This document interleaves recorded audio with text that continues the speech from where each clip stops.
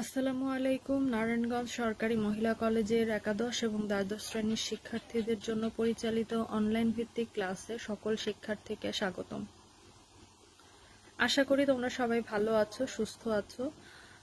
আজ আমরা বিশেষ চাহিদা সম্পন্ন শিশুর অধ্যায়ের লেকচার 5 অর্থাৎ বিশেষ চাহিদা সম্পন্ন শিশুদের যে অধ্যায়টি আছে ষষ্ঠ অধ্যায়, সেটার উপরে লেকচার 5 এটার উপরে আমরা আজকে কিছুটা আলোচনা করব। আজকে আমরা যে বিষয়গুলো সম্পর্কে জানবো সেটা হচ্ছে, প্রথমেই রয়েছে শ্রবণ প্রতিবন্ধী শিশুর বৈশিষ্ট্য এবং তাদের শিক্ষাদান পদ্ধতি।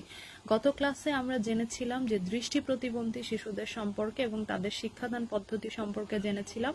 আজকে আমরা জানবো হচ্ছে শ্রবণ প্রতিবন্ধী শিশুদের সম্পর্কে এবং তাদের শিক্ষাদান পদ্ধতি সম্পর্কে। 2 নম্বরে আমরা যে জিনিসটা জানবো সেটা হচ্ছে শ্রবণ প্রতিবন্ধী শিশুদেরকে কিভাবে শ্রবণের ক্ষেত্রে প্রশিক্ষণ প্রদান করা হয়, অর্থাৎ তারা যাতে তাদের দৈনন্দিন কার্যকলাপগুলো পরিচালিত করার জন্য কিছু শব্দ অন্তত তারা শুনে বুঝতে পারে, সেই বিষয়ে তাদেরকে কিছু প্রশিক্ষণ দেওয়া হয়। এই বিষয়ে আমরা আজকে জানবো। 3 নম্বর যে টপিকটি সম্পর্কে আমরা জানবো সেটা হচ্ছে বুদ্ধি প্রতিবন্ধী শিশুদের বৈশিষ্ট্য এবং তাদের শ্রেণী বিভাজন, এবং 4 নম্বরে আমরা জানবো বুদ্ধি প্রতিবন্ধী শিশুদের শিক্ষাদান পদ্ধতি। প্রথমে আমরা জানবো হচ্ছে শ্রবণ প্রতিবন্ধী শিশু আসলে কারা। ব্যক্তির শ্রবণ ক্ষমতা নষ্ট হয়ে যাওয়ার মাত্রা, শিক্ষাগত অবস্থান এবং কোন বয়সে তার শ্রবণ ক্ষমতা নষ্ট হয়েছে এবং কানের কোন অংশ ক্ষতিগ্রস্ত হয়েছে, এই সমস্ত শ্রবণের সমস্যা থেকে উদ্ভাবিত বিভিন্ন অসুবিধার উপর ভিত্তি করে আসলে বিভিন্ন লেখক শ্রবণ প্রতিবন্ধীর সংজ্ঞা দেওয়ার চেষ্টা করেছেন। তবে সাধারণ অর্থে আমরা সেই ব্যক্তিকেই বধির বলতে পারি যার শ্রবণ ক্ষমতা এতটাই নষ্ট হয়েছে যে শ্রবণ সহায়ক যন্ত্রের সাহায্য নিয়ে বা সাহায্য ছাড়া তিনি অন্য ব্যক্তির কথা বুঝতে অক্ষম। অর্থাৎ অন্য কোনো ব্যক্তির কথা শুনতে হলে তাকে অবশ্যই অন্য একটি শ্রবণ সহায়ক যন্ত্রের সহায়তা নিতে হবে। এই ধরনের ব্যক্তিকে কানে খাটো বলা যাবে। আবার যার শ্রবণ ক্ষমতা এতটাই কম যে সে শ্রবণ সহায়ক যন্ত্রের সাহায্য নিয়ে বা সাহায্য ছাড়াই কেবলমাত্র কানে শুনে তিনি অন্যের কথা বুঝতে সক্ষম, তাদেরকেও আমরা আসলে কিছুটা শ্রবণ প্রতিবন্ধী হিসেবে আমরা বলতে পারি। এরপরে আমরা জানবো হচ্ছে শ্রবণ প্রতিবন্ধী শিশু শ্রেণী বিভাজন, অর্থাৎ শ্রবণ প্রতিবন্ধী শিশুকে আমরা কিভাবে ভাগ করতে পারি। প্রথমে আছে আংশিক মাত্রা শ্রবণ প্রতিবন্ধী, এদেরকে আবার মৃদু শ্রবণ প্রতিবন্ধী এবং মধ্যম মাত্রা শ্রবণ প্রতিবন্ধী। মৃদু শ্রবণ প্রতিবন্ধী কারা? যারা পুরোপুরি কোনো শ্রবণ সহায়ক যন্ত্রের সাহায্য ছাড়াই যারা কিছুটা হলেও শুনতে পায়, তবে কিছু অসুবিধা তাদের হয় শুনতে। এবং মধ্যম মাত্রা শ্রবণ প্রতিবন্ধী যারা, এদের ক্ষেত্রেও আসলে শ্রবণ সহায়ক যন্ত্রের অতটা প্রয়োজন হয় না, তবে শ্রবণ সহায়ক যন্ত্র থাকলে তারা আগের থেকে আরো বেশি ভালো শুনতে পায়। এরপরে 2 নম্বরে আছে বধির মাত্রার শ্রবণ প্রতিবন্ধী, অর্থাৎ যাদেরকে আবার 3 ভাগে ভাগ করা হয়েছে। একটা হচ্ছে মধ্যমাত্রা গুরুতর শ্রবণ প্রতিবন্ধী, 2 নম্বর হচ্ছে গুরুতর শ্রবণ প্রতিবন্ধী, আর একটা হচ্ছে চরম শ্রবণ প্রতিবন্ধী। এই টপিকগুলো আসলে তোমাদের বইয়ে সব আছে, তোমরা এখান থেকে কিছুটা হলেও ধারণা পাবে। আচ্ছা, শ্রবণ প্রতিবন্ধীর প্রশিক্ষণ প্রদান, এটা হচ্ছে আরেকটি সবচেয়ে গুরুত্বপূর্ণ টপিক এই শ্রবণ প্রতিবন্ধী শিশুদের ক্ষেত্রে। 1 নম্বরে যে টপিকটা আছে সেটা হচ্ছে শব্দ বিষয়ে তাদেরকে সচেতন করা। তার আগে আমি বলি যে শ্রবণ প্রশিক্ষণ প্রদান বিষয়টা আসলে কি। শ্রবণ প্রশিক্ষণ প্রদান এই বিষয়টা আসলে অত্যন্ত গুরুত্বপূর্ণ শ্রবণ প্রতিবন্ধী শিশুদের ক্ষেত্রে, কারণ আমরা জানি যে আমাদের কোনো কথা যখন আমরা কানে শুনতে পাই তখনই কিন্তু শুনে আমরা সেটা শিখি এবং তারপরে আমরা মুখ দিয়ে সেটা উচ্চারণ করি। অর্থাৎ কোনো শিশু যদি কোনো কথা বা শব্দ কানে শুনতে না পায়, সে কিন্তু আসলে ওই শব্দটি তার নিজের মুখ দিয়ে উচ্চারণ করতে ব্যর্থ হবে, অর্থাৎ শিশুটি শ্রবণের পাশাপাশি বোবাও হয়ে যেতে পারে।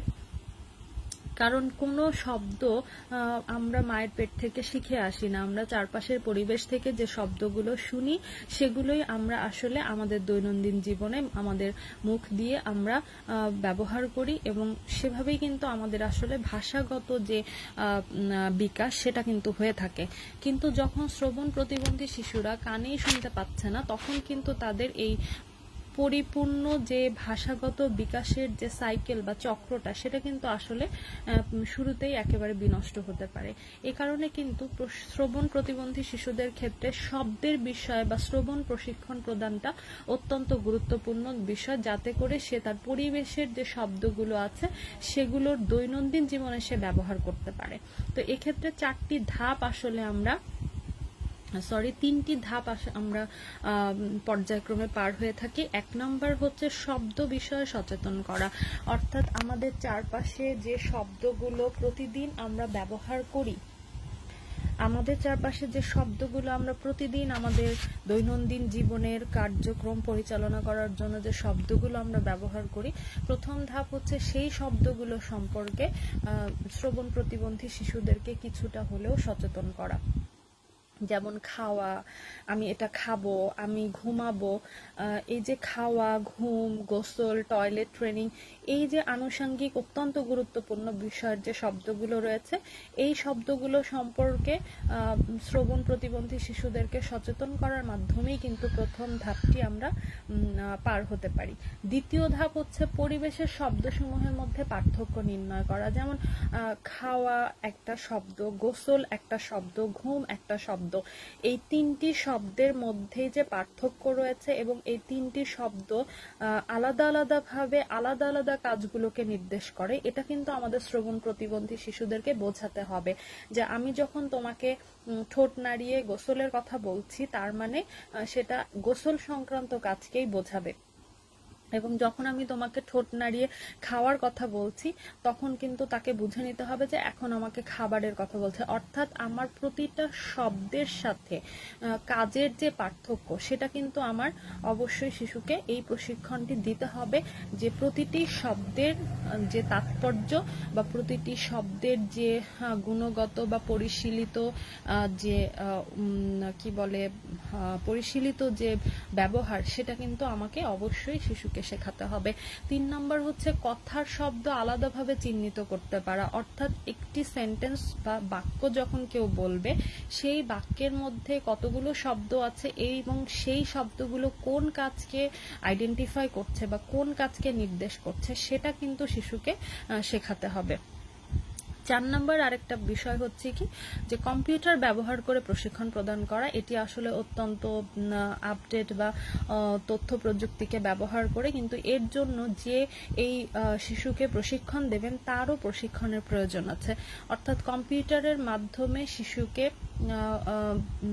এই মেসেজগুলো দেয়া যে এখন খাওয়া, এখন ঘুম, এখন গোসল বা এখন আমি বাইরে যাব, এই শব্দগুলোকে ব্যবহার করতে শেখানো। এরপরে আমরা যে বিষয়টি জানব সেটা হচ্ছে বুদ্ধি প্রতিবন্ধী শিশু। বুদ্ধি প্রতিবন্ধী শিশুদের বৈশিষ্ট্য সম্পর্কে আমরা জানবো। আসলে বুদ্ধি প্রতিবন্ধী শিশুদের বৈশিষ্ট্যগুলো এত ব্যাপক এবং এত বেশি, এখানে বিভিন্ন টার্ম ব্যবহার করা হয়েছে। তোমরা বই থেকে এটি আরো ভালো করে বিভিন্ন বই থেকে বুঝতে পারবে, ইন্টারনেট থেকেও তোমরা এটা পড়তে পারবে। ইন্টারনেটে বিভিন্ন আর্টিকেল আছে বুদ্ধি প্রতিবন্ধী শিশুদের উপরে। তো সেখান থেকে আমি তোমাদেরকে সংক্ষেপে কিছু বলছি এখন। সেটা হচ্ছে শিশুর মানসিক বিকাশের যে প্রতিবন্ধকতা, সেটাই কিন্তু আসলে বুদ্ধি প্রতিবন্ধিতা। অর্থাৎ একটি শিশুর মানসিক বিকাশ যদি তার বয়সের বা শারীরিক যে বিকাশ সেটার সাথে যদি সামঞ্জস্যপূর্ণ না হয়, অর্থাৎ শিশুর মানসিক বিকাশ এবং শারীরিক বিকাশের মধ্যে যে সামঞ্জস্য থাকার কথা সেটা যদি না থাকে, তাহলেই কিন্তু শিশুর বুদ্ধি প্রতিবন্ধী আমরা বলতে পারি তাকে। অর্থাৎ এই প্রতিবন্ধকতা তার মাতৃগর্ভে থাকা অবস্থাও হতে পারে, আবার জন্মের পরেও হতে পারে। তবে এর লক্ষণগুলো কিন্তু প্রকাশ পায় 18 থেকে 36 মাস বয়সের মধ্যে। জন্মের পরপরই যদি আমরা শিশুর উপরে আবগার টেস্ট সেটা যদি করি, তার মাধ্যমেও কিন্তু আমরা জানতে পারি যে শিশু বুদ্ধি প্রতিবন্ধী কিনা। আবার স্কুলে দেয়া হলে অন্যান্য শিশুদের সাথে তুলনা করেও কিন্তু আমরা বুঝতে পারি যে শিশু বুদ্ধি প্রতিবন্ধী কিনা, অর্থাৎ তার সমবয়সী শিশুদের সাথে একই রকম ভাবে সে যে দৈনন্দিন কার্যকলাপগুলো বা মানসিক বিকাশের যে চিহ্নগুলো সেগুলো সে অর্জন করতে পারছে কিনা, সেটা তুলনা করেও আমরা কিন্তু শিশু বুদ্ধি প্রতিবন্ধী কিনা সেটা আমরা বুঝতে পারি। এছাড়াও এখন বেশ কিছু টেস্ট রয়েছে যেটাকে আমরা আইকিউ টেস্ট বলি। এই আইকিউ টেস্টের মাধ্যমেও কিন্তু আমরা বুদ্ধি প্রতিবন্ধিতা শ্রেণী বিভাগ করতে পারি। আচ্ছা, বুদ্ধি প্রতিবন্ধী শিশুদের শ্রেণী বিভাগের ক্ষেত্রে প্রথমে আছে মৃদু মাত্রার বুদ্ধি প্রতিবন্ধী। মৃদু মাত্রার বুদ্ধি প্রতিবন্ধী শিশুদের ক্ষেত্রে আমরা যেটা দেখে থাকি সেটা হচ্ছে এরা মোটামুটি ভাব প্রকাশে সক্ষম, অর্থাৎ সমাজের অন্যান্য মানুষের সাথে তাদের যে ইন্টারাকশন বা সোশিয়ালাইজেশন সেটা কিছুটা বিঘ্নিত হলেও পুরোপুরি বিঘ্নিত নয়, অর্থাৎ তারা কিছুটা হলেও তাদের যে প্রয়োজন বা তাদের যে দৈনন্দিন চাহিদা সেটা তারা প্রকাশ করতে পারে। 2 নাম্বার হচ্ছে মধ্যম মাত্রার বুদ্ধি প্রতিবন্ধী, অর্থাৎ যাদের বুদ্ধি প্রতিবন্ধিতার ধরন মৃদু মাত্রার বুদ্ধি প্রতিবন্ধীর থেকে আরেকটু বেশি, অর্থাৎ যারা তাদের যে দৈনন্দিন প্রয়োজনীয় ভাব প্রকাশ সেটা সমাজের অন্যান্য মানুষের সাথে করার ক্ষেত্রে তারা কিছুটা প্রতিবন্ধকতার সম্মুখীন হয়। এই সমস্ত শিশুরা বিশেষ করে অঙ্ক, বিজ্ঞান এই ধরনের বিষয়গুলোতে দেখা যায় যে তারা পিছিয়ে থাকে। স্কুলে দেওয়ার পর অনেক সময় দেখা যায় অনেক বাচ্চা অঙ্কে সব সময় ফেল করছে বা অঙ্কে সে কম নাম্বার পাচ্ছে বা অঙ্ক সে বুঝতে পারছে না। এইরকম শিশুদের ক্ষেত্রে কিন্তু আমরা বলতে পারি যে তারা মধ্যম মাত্রার বা মৃদু মাত্রার বুদ্ধি প্রতিবন্ধী। 3 নাম্বার আছে গুরুতর মাত্রার বুদ্ধি প্রতিবন্ধী। এই ধরনের শিশুদের মানসিক বিকাশের প্রতিবন্ধকতার পাশাপাশি তার শারীরিক বিকাশের ক্ষেত্রেও প্রতিবন্ধকতা দেখা যায়, অর্থাৎ এদের মধ্যে মানসিক এবং শারীরিক 2 ধরনের প্রতিবন্ধিতায় থাকে। এই সমস্ত শিশুরা তাদের যে দৈনন্দিন জীবনের ভাব প্রকাশ বা দৈনন্দিন যে কার্যকলাপ সেটা করতে একেবারেই অক্ষম এবং তাদেরকে জীবন ধারণের জন্য আসলে মূলত অন্য কারো সাহায্য নিয়ে চলতে হয়। 4 নাম্বার হচ্ছে চরম মাত্রার বুদ্ধি প্রতিবন্ধী। এই সমস্ত বুদ্ধি প্রতিবন্ধী শিশুরা আসলে একেবারেই যাদেরকে আমরা বলি যে তাদেরকে আসলে কোনোভাবেই সমাজের স্রোতধারায় আসলে নিয়ে আসা যায় না এবং এদেরকে কোনো ধরনের কোনো সহায়ক কোনো যন্ত্র বা কোনো কিছু দিয়ে তাদেরকে আসলে কোনোভাবেই তাদের ডেভেলপমেন্টটা হয় না। এই সমস্ত শিশুদের ক্ষেত্রে শারীরিক প্রতিবন্ধকতা অবশ্যই থাকবে এবং তাদের বুদ্ধিবৃত্তিক যে বিকাশ সেটা বলতে গেলে আইকিউ মাত্রার ক্ষেত্রে সেটা একেবারেই শূন্যের কোঠায়। আচ্ছা, এরপরে আমরা জানবো হচ্ছে বুদ্ধি প্রতিবন্ধী শিশুদের শিক্ষাদান পদ্ধতি। এটা খুবই গুরুত্বপূর্ণ একটি বিষয়। তবে বলে রাখি যে বুদ্ধি প্রতিবন্ধী শিশুদের শিক্ষাদান পদ্ধতি আসলে সেই সমস্ত বুদ্ধি প্রতিবন্ধী শিশুদের ক্ষেত্রে প্রযোজ্য, অর্থাৎ যারা মৃদু এবং মধ্যম মাত্রার। অর্থাৎ যে সমস্ত শিশু কোনো মানুষ যখন তাকে কোনো কাজের জন্য অর্ডার করছে বা কোনো কাজ তাকে করতে বলা হচ্ছে, যখন সে সেটা বুঝতে পারে এবং সেই অনুযায়ী সে আচরণ করার চেষ্টা করে, এই ধরনের শিশুদের ক্ষেত্রেই কিন্তু এই পদ্ধতিগুলো আসলে ব্যবহার করা যায়। তবে গুরুতর এবং চরম মাত্রার বুদ্ধি প্রতিবন্ধী শিশুদের ক্ষেত্রে এই সমস্ত শিক্ষাদান পদ্ধতি অতটা ইফেক্টিভ না। তো প্রথমেই যে শিক্ষাদান পদ্ধতিটা আছে সেটা হচ্ছে ইউনিট পদ্ধতি বা method of teaching through units or projects. সাধারণত আমরা স্কুলে যে কাজগুলো করে থাকি সাধারণ বাচ্চাদের ক্ষেত্রে সেটা হচ্ছে একই সাথে আমরা তাদেরকে অঙ্ক, বিজ্ঞান, বাংলা, ইংরেজি এই সমস্ত বিষয়গুলো পড়িয়ে থাকি।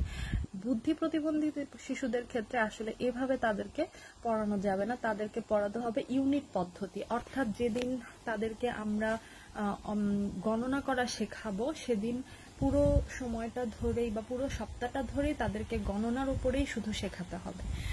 আর যখন যে সপ্তাহটা আমরা আবার তাদেরকে অ্যালফাবেট বা লেটার শেখাবো, পুরো সপ্তাহটা তাদেরকে আমাদের ওই লেটারটাই তাকে শেখাতে হবে। যেহেতু তাদের অন্য শিশুদের তুলনায় বুদ্ধি কম বা তাদের মস্তিষ্কের ধারণ ক্ষমতা কম, কাজেই একই জিনিস বারবার বারবার অনুশীলনের মাধ্যমেই কিন্তু আমার তাদেরকে এইগুলোতে অভ্যস্ত করে তুলতে হবে। এজন্য এটাকে বলা হচ্ছে ইউনিট পদ্ধতি বা এটাকে প্রজেক্ট মেথড বলা হচ্ছে।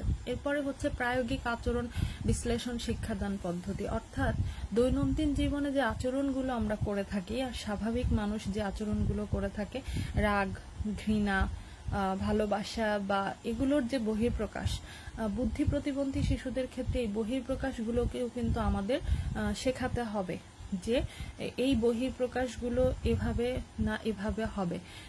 যেমন তাদের এটাকে আমরা অন্যভাবে বলতে পারি হচ্ছে